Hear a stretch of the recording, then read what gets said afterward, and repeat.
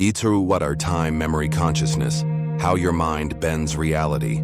Ever had one of those moments? You know, where time itself just seemed to warp? Maybe a car accident where seconds felt like an eternity, or a creative streak where hours just disappeared in what felt like minutes. What if these aren't just quirks of your mind, but actual profound clues about reality itself and your own power to shape it? Intro: the malleable clockwork of the mind. We usually think of time as this constant, steady river, always flowing from past to future. But is it really? It turns out some pretty astonishing personal stories and a growing body of science show that our perception of time is incredibly flexible. It can stretch, it can shrink, or sometimes it can even feel like it's vanished altogether. And these aren't just fleeting illusions.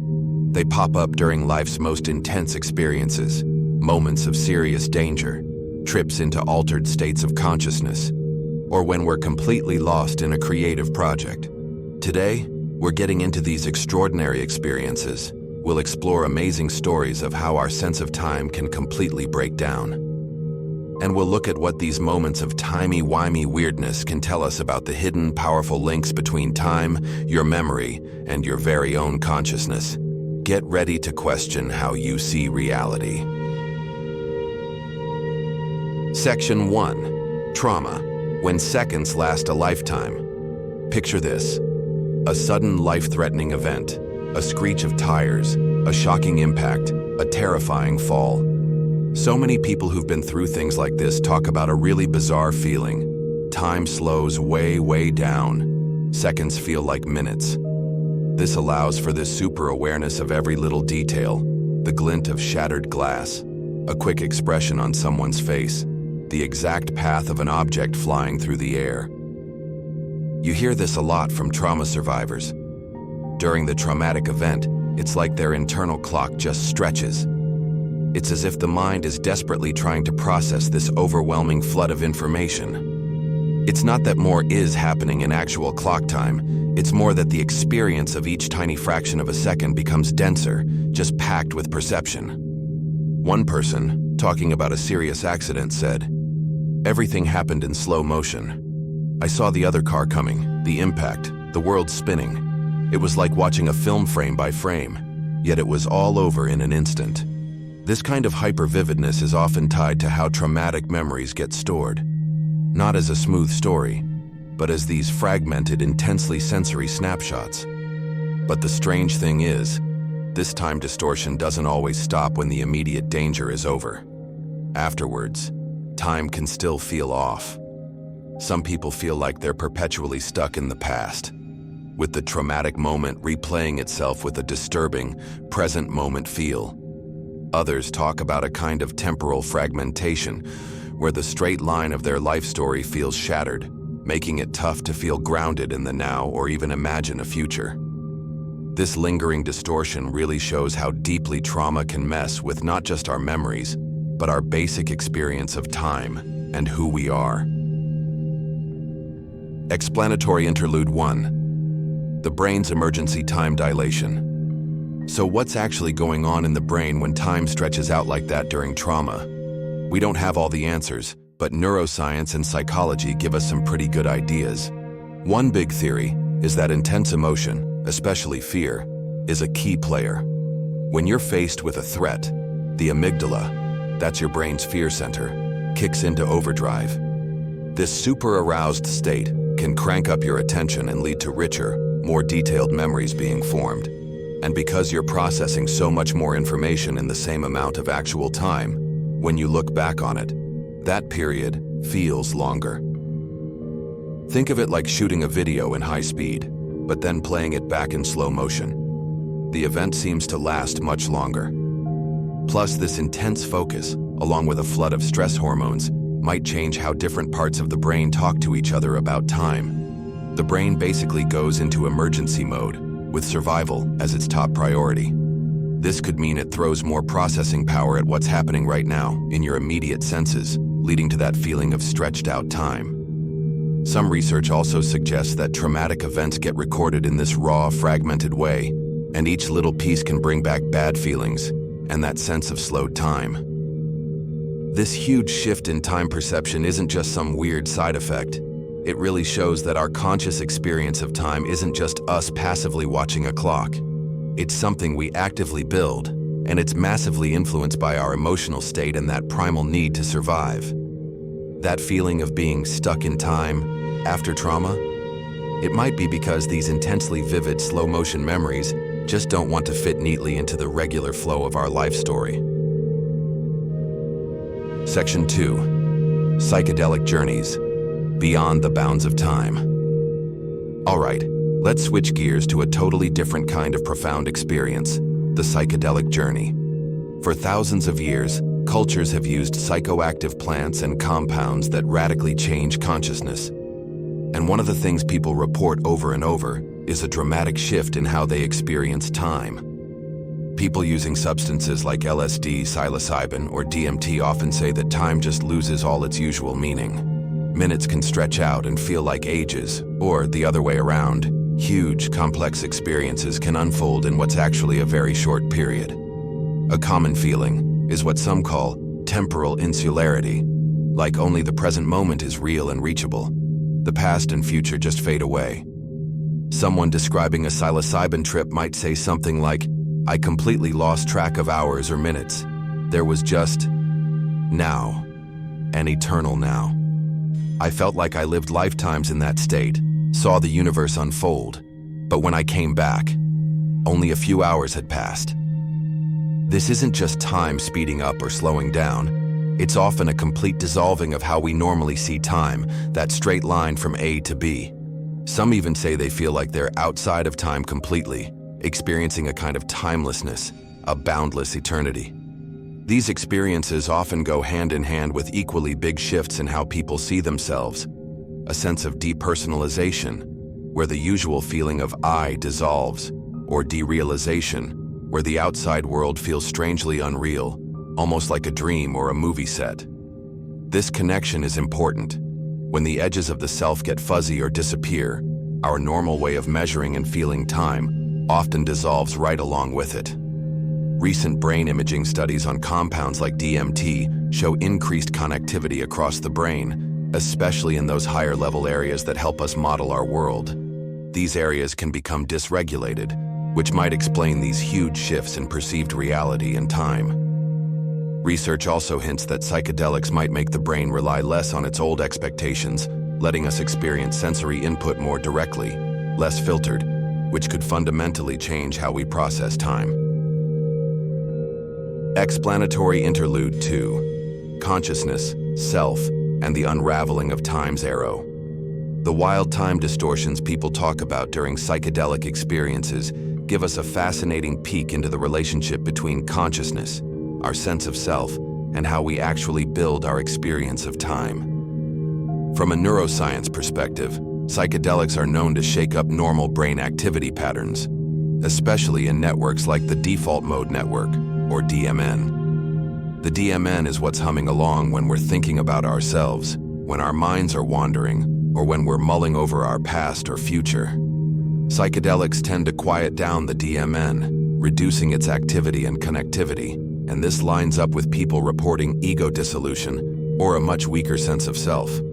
So, if our usual straight-line experience of time is partly built by this self-focused processing, our inner narrator constantly weaving together past memories and future plans, well, it makes sense that if you disrupt that process, your experience of time is going to change, maybe even radically.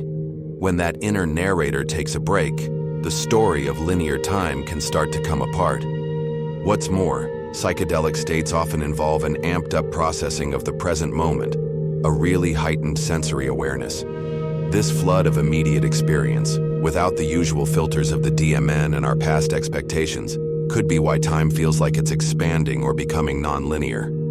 Our subjective experience of time seems to be really tied to our bodies, influenced by our internal physical and emotional states, all of which are also significantly changed by psychedelics. It all suggests our brains aren't just passively clocking time, they're actively generating our temporal reality through a complex dance between different neural networks and our state of consciousness. Section 3. Flow states. Lost in the moment, lost in time. Let's look at a third state where time gets bendy, the flow state. You've probably been there. You're so completely absorbed in an activity. Maybe it's playing music, coding, climbing a mountain, or even just a really good conversation, that the world around you just fades away. You're in the zone. One of the key signs of being in a flow state is a big distortion of time, but often in the opposite way to trauma. Hours can genuinely feel like minutes. Athletes talk about crucial game-winning plays happening in a blur, only realizing later how much clock time actually passed. Artists and writers often say they lose themselves in their work for whole afternoons, then look up, surprised at how late it is. The common phrase you hear is, "I completely lost track of time." This isn't a stressful kind of time warping, but more a sense of time either compressing or just becoming irrelevant. Along with this time shift, there's a loss of self-consciousness. That inner critic goes quiet, actions feel smooth and automatic, and there's this merging of action and awareness. You're not thinking about doing it, you are just doing it. This dialed-down self-awareness seems to be a big part of it. When the self fades into the activity, the usual mental machinery that keeps an eye on the clock also takes a backseat. Explanatory Interlude 3. The Focused Mind and Disappearing Time. The psychology of flow, largely thanks to Mihaly Csikszentmihalyi, explains these time distortions as a result of intense concentration and finding that sweet spot between how challenging a task is and your skill level. When you're fully engaged, all your attention is soaked up by the task. There's simply no mental energy left for checking in on yourself, worrying, or, importantly, tracking the passage of time. Neuroscientifically, flow states are linked to changes in brainwave activity, often showing an increase in alpha waves, which are connected to a relaxed but focused state.